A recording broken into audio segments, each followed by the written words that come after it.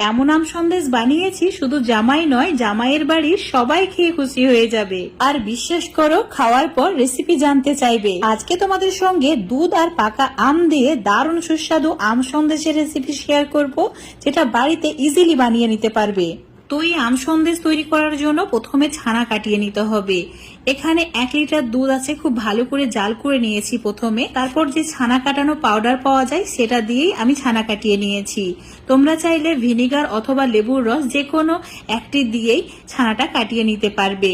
ছানাটা একটা ছাকনা দিয়ে এভাবে ছেঁকে নিচ্ছি, আর এই ছাকনার মধ্যেই 10 মিনিটের জন্য রেখে দেবো, তাতে করে এক্সট্রা জলটা ঝরে যাবে।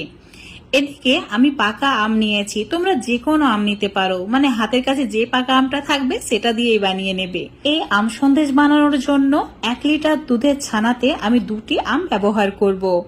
তো 2টি একদম পাকা দেখে আম এভাবে পাল্পগুলোকে ছাড়িয়ে নিয়েছি।